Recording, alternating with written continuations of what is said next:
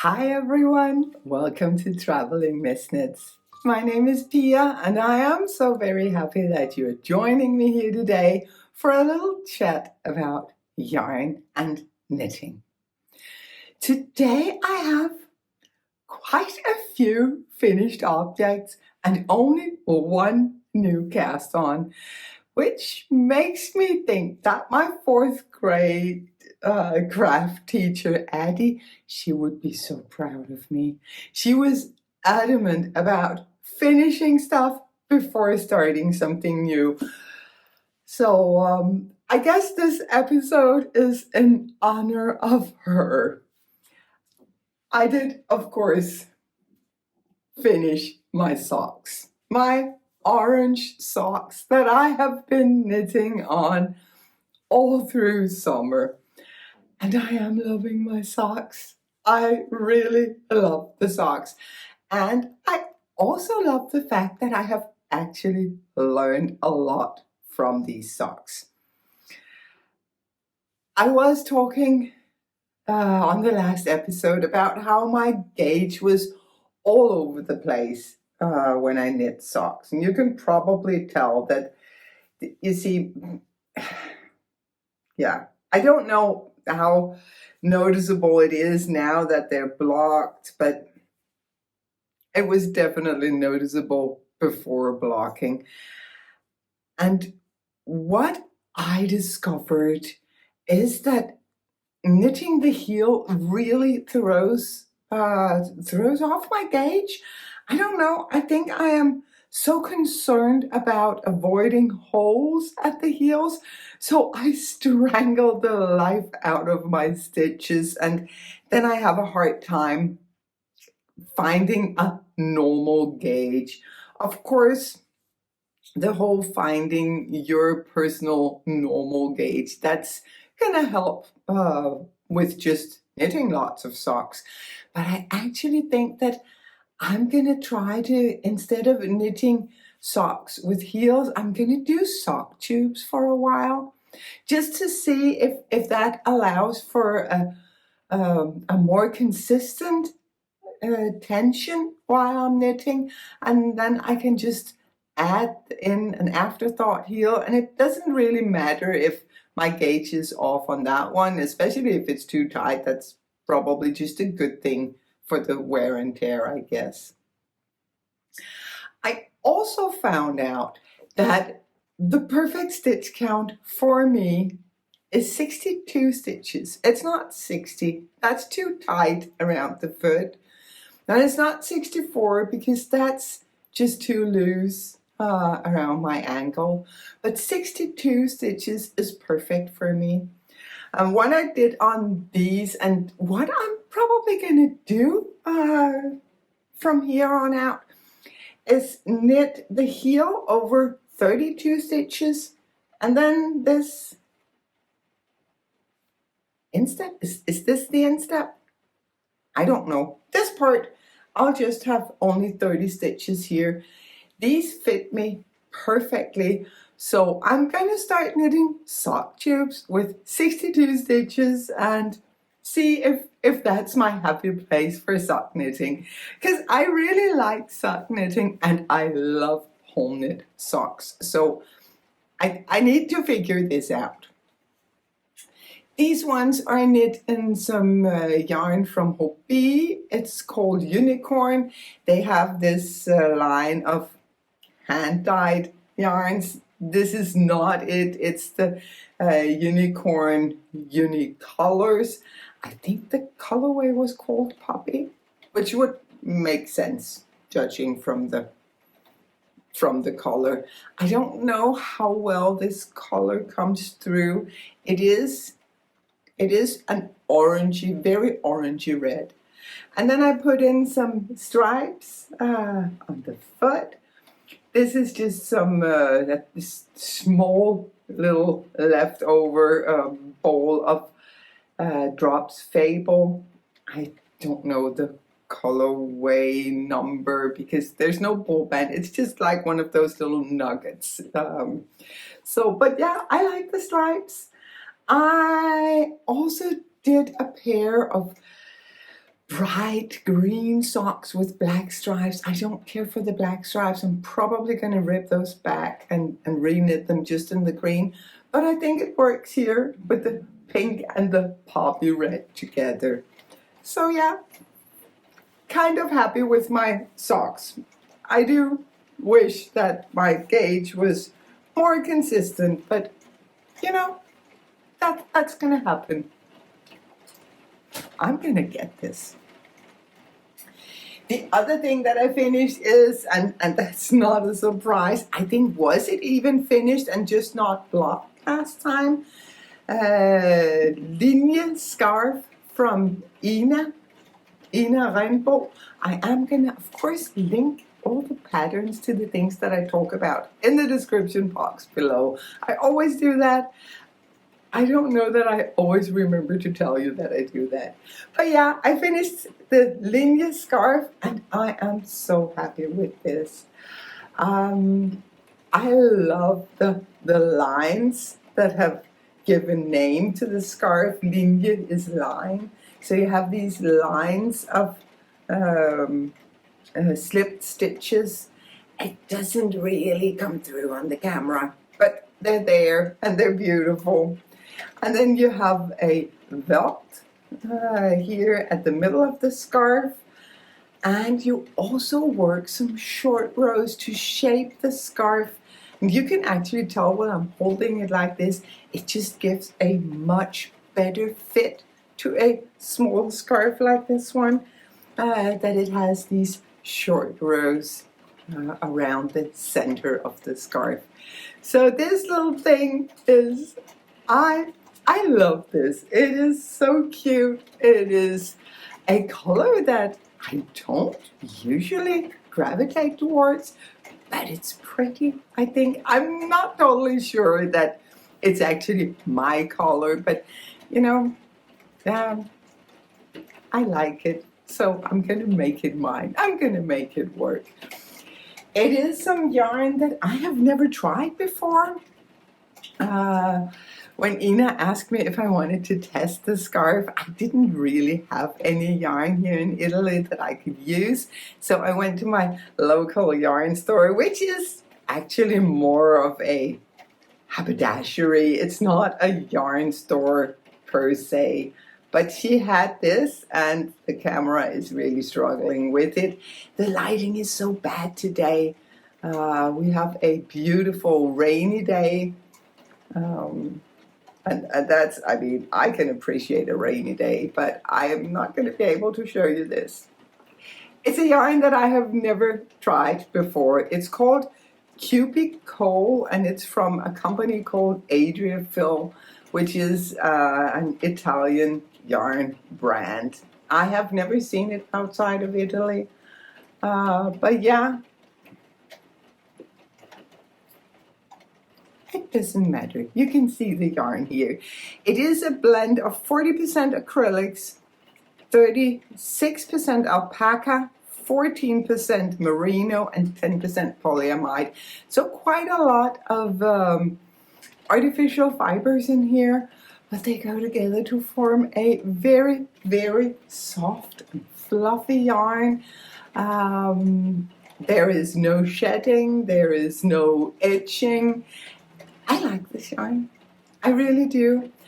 I am interested to see how it's going to hold up with wear. Now, a scarf is probably not the thing that we're not going to be able to tell if this yarn would work for a sweater just for me using it in a scarf, but I do suspect that probably it's going to feel like a beast, or maybe not pill as much as kind of felt. I will keep you updated on this yarn, because if it behaves, this could definitely be a yarn that I would want to work with again, because it's so soft and so fluffy. Kind of difficult to work with, but that's okay. Then I'm forced to slow down my knitting, and I actually like that. I like it to, I mean, when I knit, and I just knit, then probably I knit a bit fast, But then when I'm working with something like this, or I'm doing color work or some textured stitches, I really enjoy the fact that I am being slowed down and I can rest in each stitch and enjoy every stitch on its own. So yeah, very happy with the scarf and very interested to see how this yarn is gonna hold up. And I have more. It has been 2 weeks, but do you remember the last time we spoke? I showed you Peter's sweater. I showed how the yarn over the past year that he's been wearing it had been pulling up. So I was expecting, when I knit this sweater for him, I was expecting the yarn to grow lengthwise because it is a very soft and smooth yarn. It is a yak and silk blend. So I was sure that, oh, this is definitely gonna grow lengthwise. It did not. It turned out to be one of those yarns that will pull up on themselves. It's often a blow yarn that will do that, but this one also did. So I ripped back the entire body all the way up to the yoke, and I re-knitted, and I added some extra decreases, and I added a lot of extra short rows.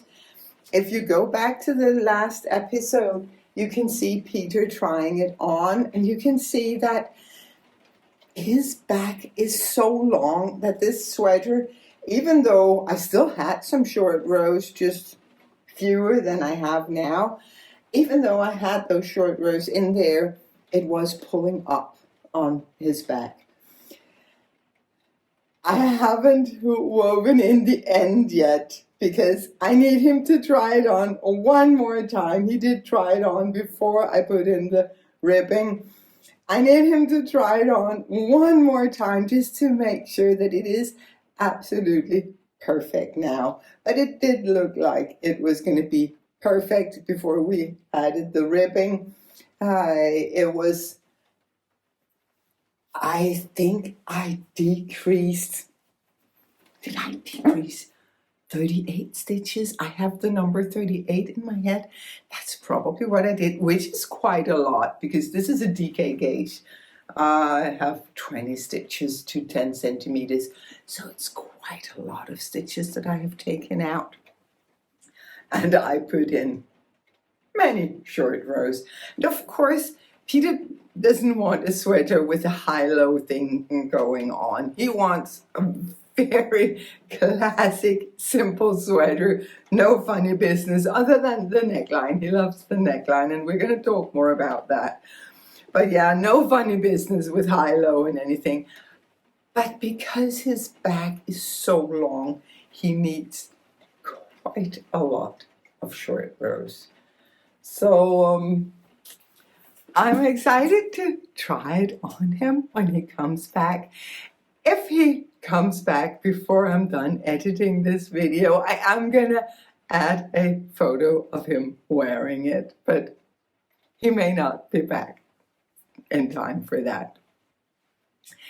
This neckline, I am in love with this neckline. It's so sporty without being too much. It reminds me of a hoodie without a hood. I love it. And I have been using it also for sweaters for my grandsons. So John's little Mickey sweater had that neckline. This one that we're going to talk about also has it. And people have been asking, is there going to be a pattern? Yes, there is. Of course there is. There is going to be a pattern. I don't know that it's going to be in children's sizes. It's for sure going to be adult sizes, both for men and women. It's going to be quite the undertaking, this pattern, because I want to, it's one of the original 20 patterns for the book that didn't happen. So we have men's and women's sizes. We have this neckline, and we have a hooded version. And they are all gonna come out in November. It is gonna be the cat number 6, the design that we're creating for the Knit-a-thon. And because one of you lovely viewers gave me the amazing idea to publish the pattern before the Knit-a-thon so that we could all knit on the same thing, or the ones who wanted to. This is going to come out in early November. But as I said, I'm not sure that it's going to come out in children's sizes. It's probably it's involved enough as it is with men's and women's sizes, 2 different body shaping options, and a hoodie and a neckline with this, hoodie without a hoodie. That's probably going to be enough for me. What I am going to do is I am going to talk about how you can take a neckline that you like and add it to a sweater in another gauge, another size, another everything. Because it is really a matter of looking into the construction of the neckline and just moving it over. I'm going to talk a lot about that as we get closer to the release date of the pattern, so that it makes sense to talk about it. But yeah, I have been using this neckline. I'm just going with my old family sweater pattern, because that's a pattern that I know in and out. I've knitted so many times. I know that it fits my babies. So this sweater is for Theodore, my youngest, probably the last of my grandchildren. He had a birthday yesterday, so I decided to, we did go out and buy presents for him, of course, but I also decided that he needed a sweater from Grandma. So I made him this, and I am really happy with it. It is very much like the Mickey sweater that I made for John, only it doesn't have Mickey, it just has a little T for Theodore. I did ask his parents if he wanted the hoodie, but they were like, no, he hates hats, hoodies, everything on his head. So I went with the same neckline as in John's. And again, when I make these for kids, I do not pull the I-cord through. I didn't do that on Peter's version either, because it really doesn't serve a purpose as such. It's just a design feature, and it does make the neckline a bit more bulky. So what I do is I just make a short I-cord, and then I thread it through the hole that I create in the neckline for the I-cord, and then I just attach it with a couple of stitches. Especially for kids, this is a good option, because you don't want them hurting themselves with a long I-cord around their neck. For this one, I had to go shopping for yarn. I went again to my local yarn store down here, and I found, and I have the ball band here, I heard it falling before. I found some Lang Merino 120. It's a yarn that I have never worked with before. It does feel like, when you're working with it, it feels exactly like Drops Merino Extra Fine. This is just 120 meters to 50 grams, where Drops Merino Extra Fine is only 100 meters. So it's slightly thinner. That doesn't, I didn't notice that working with it. I felt it much like Drops Merino Extra Fine. It does grow as much. This is blocked, and I was being very careful. I'm happy that I did, because I could feel this material was more than willing to grow. So I'm happy about that. I like it when a kid's sweater is knit in a yarn that is willing to grow because they can wear it for longer. I will say though about this yarn, I don't think it's worth it. It's a lot more expensive than the drops. It's what, 40% more? And I would expect something better from that. I would maybe expect a yarn that that maybe didn't grow as much, a yarn that I could count on more.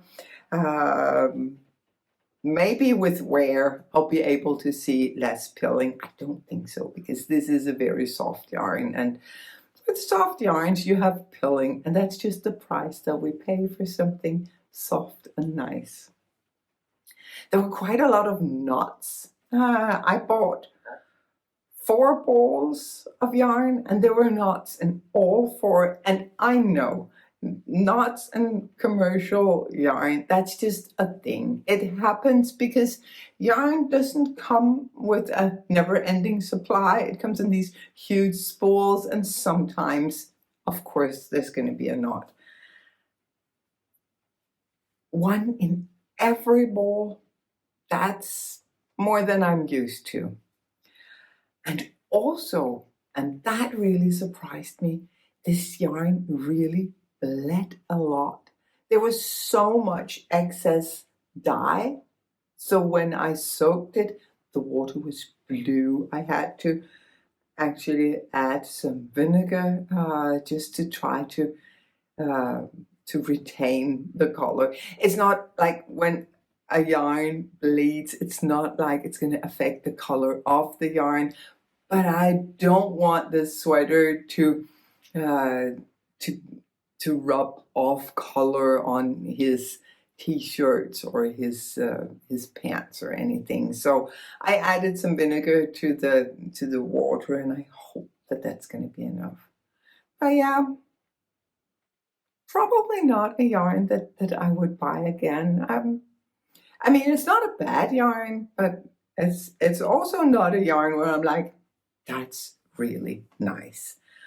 I remember the first time I tried Knit Picks Wool of the Andes, that's not a luxury yarn, but I was really happy with it. That was like one of those workhorse yarns that I really appreciate. This is not it. I think the price point is wrong for a workhorse yarn. And yeah, it doesn't really live up to the expectations that I have for a yarn at this price point. So maybe that's just me. Maybe I was just unlucky. You never know. But there is so much yarn out there, so no, I'm probably not going to try that again. That was it. I finished 4 things these past weeks. And then I did cast on one more thing, because I have a new design coming out next week. My Sienna Shrug is gonna come out, and I am so pleased with this. I have been working on this one. I started working on it during the winter, and then I've been tweaking it and trying it and playing with it all summer. I love shrugs, or shoulder ponchos, as we also call them in Danish. I really love them. They're so easy to wear, and they will either cozy up or actually elevate an outfit, make it more elegant. They're much easier to wear than a sweater if you run hot, as some of us do. This is such an easy thing to put on and off. And I love that you get to play with color on shrugs. For some reason, it feels like something that is easier to play with. It's not as much as a commitment as a sweater is. So it's easier to just play fast and loose with the colors. I have knit quite a lot of shrugs, and I like the elegance of the straight or more or less straight shrugs, maybe just with a little bit of shaping. I think they look so elegant, but I find it really hard to wear them. I find that whenever I move, I'm apparently not the kind of cool person that when I move, my clothing will just rearrange itself in this I'm not trying way. No, doesn't happen for me. The very form-fitted shrugs, I like them, but somehow for me they feel less playful. So what I have been trying to do is make a combination of the two, and now I am going to put it on. So I tried to make a combination of a playful shrug and still a form-fitting shrug that's easier to wear, that will stay where I put it even when I move around. And I am very, very happy with the result. I love that this will stay on the shoulders, but it's still gonna like move around a little, and I can move it around. I can change it up. I can also even use it under my winter coat. I've already tried this. I can use it just as a cowl under my winter coat. I can use it over jackets. I can use it over t-shirts, over button-down shirts. I love my shrug. I named it the Sienna Shrug because as I was knitting it, Peter and I were actually sitting and talking about, oh, do we have time this summer to go to Sienna and Luca? That's something that we have done quite a few times, go on a little road trip for a couple of days and go to Sienna and Luca. And we have this ongoing debate, which is better, Sienna or Luca?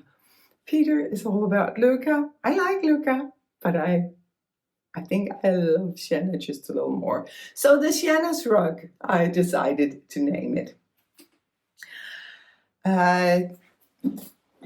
If you look at the neckline here, you can see that it's actually a double neckline.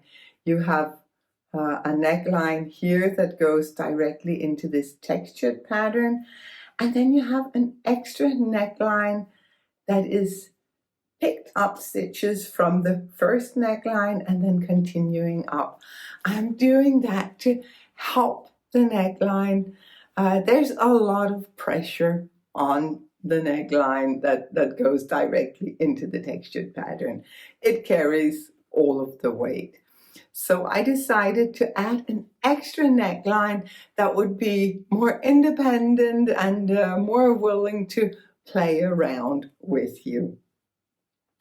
Yeah, but other than that, it's just the stripes.